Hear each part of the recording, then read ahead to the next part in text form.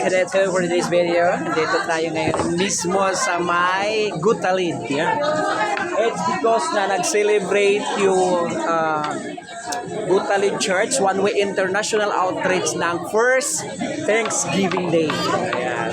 So kung nakita natin tayo ang mga members karon o ang mga kabataan, no, grabe ang mga bata karon din so ang kining pag-celebrate nila pinakauna gyud ni nga Thanksgiving nga gi-celebrate din sa Gutalin One Way International Outreach. Kung inubanan pud kini sa tanan nga mga members sa tanan nga mga simbahan dinhi mismo sa Marilog. Ayan, Marilog District. Yang kining Gutalin nabilong na dahil kini sa Kitaw-Taw Bukidnon. Medyo layo-layo na kini sa Marahan sa Marilog. So kung nakita nato daghan po ang mga members sa Marilog dinhi no sa One Way International Outreach, daghan-daghan ubay-ubay po sila. And then daghan po ang mga tao dinhi mismo sa may Gutalin, nabilong na kini sa Bukidnon, Kitaw-Taw. Ayan, medyo layo-layo na. So, usa kini ka maayong pribilehiyo sa simbahan diri sa Bukidnon no sa Kitaw-Taw sa One Way International Outreach. Tungod kay napasiug na nila ang pinaka first na Thanksgiving dinhi mismo sa barangay Kitaw-Taw. Kini siya, murag sitio na ni siya dinhi. So usa ka pribilehiyo sa tanan nga mga church nga nakapasaulog sila ni ini nga Thanksgiving, first Thanksgiving Day. So naguluhan kini og thankful heart niya, tiling hand. So unsa ka muna ikuan help unsa ni siya nga butas.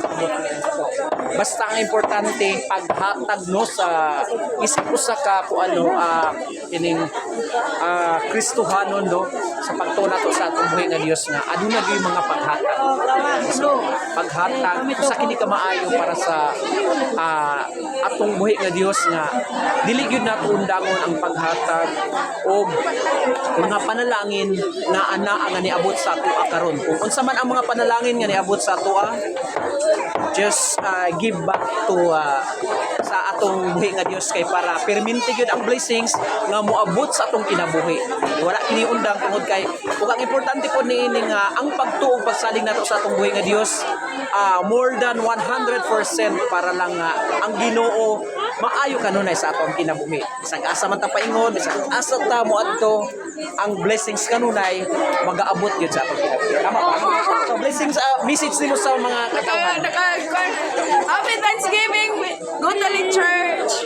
Yeah, thank you so much sa imong message no nga daghan-daghan tayo. Ay, pakita mo sa vlog pa. Dali. Pakita mo dire. Ayan sa unsa ka importante kining Thanksgiving na ginabuhat sa One Way International Outreach. Unsa ka importante?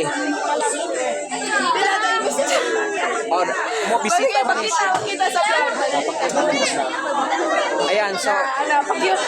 Ayan, so mo ni sila ang mga youth sa One Way International Outreach sa Tibalog, no? Mga gwapa ug mga gwapo sila.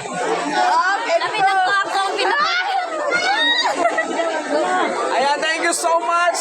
Hopefully nga ang kini nga buluhaton sa atong buhi nga Dios magpadayon kini hangtod sa pagbalik sa atong buhi nga Dios. Bye-bye. God bless you everyone.